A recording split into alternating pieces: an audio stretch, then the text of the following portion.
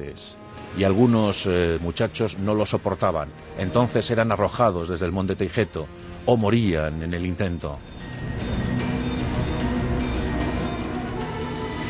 Al fin, con 20 años de edad cumplidos, llegaba el momento más duro para un hoplita espartano que lo quisiera ser. Y este era el de la caza del hombre por el hombre, la critia, las famosas critias espartanas. Consistían en cazar hilotas, esclavos, así como suena. Al hilota se le daba una oportunidad de ser libre. Si conseguía escapar, pues podía ser libre. Pero casi siempre los aspirantes a hoplitas daban caza a sus presas y mataban a sus hilotas. Era el momento de asumir el rango de hoplita. Había matado, había tenido su baño de sangre. El hoplita era abrazado por sus compañeros y ya podía formar parte del ejército. Un ejército que, como antes mencionábamos, no era muy numeroso. En los tiempos de las Termópilas eran apenas unos 8.000 efectivos que se distribuían en divisiones. La unidad táctica esencial del ejército espartano era el logos. El logos estaba liderado por un logodas y bueno, pues este hombre, que en la actualidad en el ejército griego vendría a ser un capitán, mandaba 100 hombres, 2 compañías, cada compañía tenía 50 hombres, 50 hoplitas, y estas 2 se agrupaban en un logos. Finalmente, 6 logos formaban una división. El equivalente a un batallón de la actualidad. Esa era la forma de combatir, de guerrear de los hoplitas, los cuales estaban sumamente instruidos en el manejo de las armas de la época.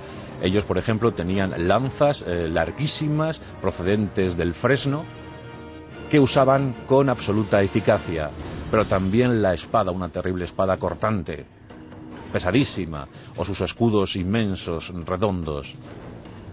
Y es el escudo también motivo de un ritual que se daba en Esparta antes de que los hoplitas partieran al combate.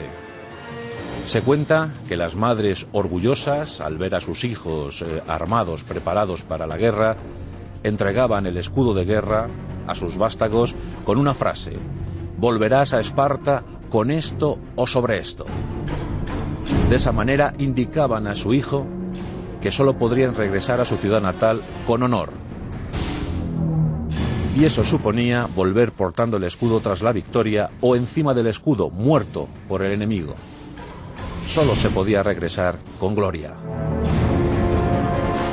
En el siglo VI a.C., Esparta adoptaba de forma definitiva la monarquía.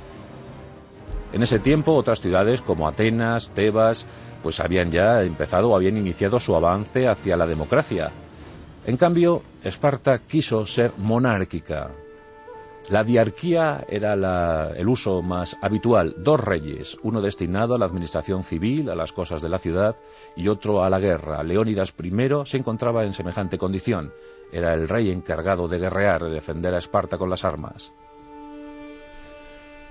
En ese siglo VI, como digo, pues el Licurgo ocupó un lugar preeminente en la sociedad espartana. Él dicen que fue el que confirió a Esparta su idiosincrasia, su constitución, su forma de entender la existencia. Licurgo es un personaje que nos entrega la historia rodeado por la bruma y es difícil precisar su ubicación exacta y si realmente existió, aunque algunos dicen, los más, que sí, que Licurgo existió y que fue casi el padre fundador de la patria espartana. Pero ahora centrémonos en nuestro protagonista de nuestros pasajes de la historia, Leónidas I, perteneciente al linaje de los Ágidas. Se casó con Gorgo, una princesa bellísima, y por ese motivo alcanzó la jefatura, alcanzó el trono de Esparta en 491 a.C. Él había nacido en el último tercio del siglo VI, por tanto era un joven aguerrido e instruido, como antes hemos dicho, en el rigor más absoluto. Un hombre sano, de mente lúcida y dispuesto a llevar las directrices, las leyes de Esparta hasta las últimas consecuencias y a dar sentido a su vida en un combate peculiar, singular, como jamás antes había visto. Bien parece que las Termópilas fueron diseñadas para mayor gloria de Leónidas y sus hombres. Nos encontramos en el siglo V antes de Cristo. Las guerras médicas fueron sangrientas, absolutamente virulentas, y acabaron con la vida de miles, cientos de miles de soldados en uno y otro bando, pues el imperio persa se expandía sin casi oposición por entonces, y desde Anatolia amenazaba seriamente la península helena. En 491, Darío, el gran Darío, intentó la invasión de Grecia, pero fue rechazado tras la gran batalla de Maratón, aquella en la que Filipides, el soldado Filipides, corrió sin cesar 42 kilómetros 195 metros, inaugurando una disciplina olímpica, la maratón.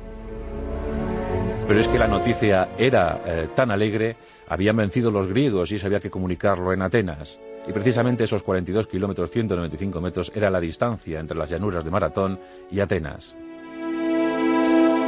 Los persas volvieron con la mirada baja y muy humillados.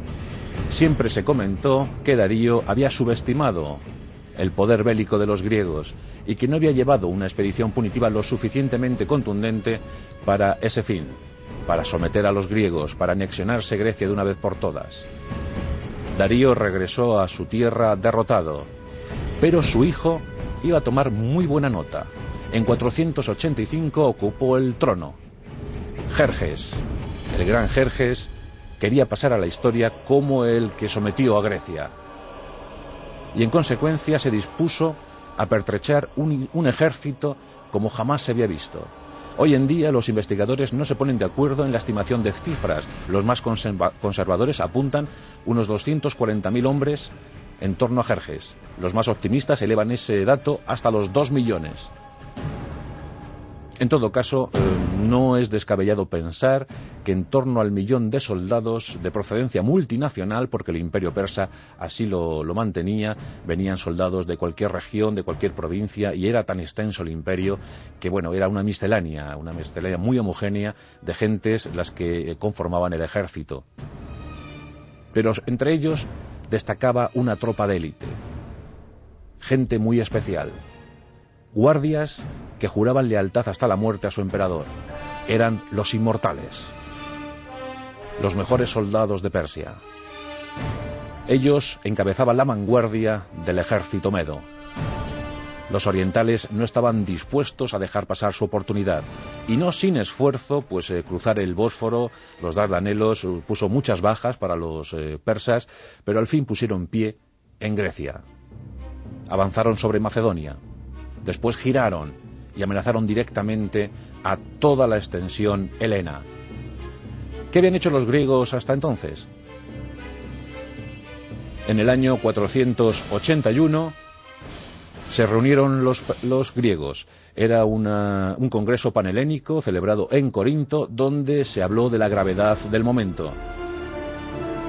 En aquellos años los griegos estaban desunidos, como siempre, enfrentados en guerras fratricidas, guerras tremendas, sangrientas, que lo único que provocaban era la merma constante de la población, pero al fin determinaron unirse ante la amenaza extranjera. Solo Atenas y Esparta ofrecieron la totalidad de sus ejércitos. Otras ciudades, como Tespia o Tebas, ofrecieron lo que pudieron, lo que contaban, lo que buenamente tenían.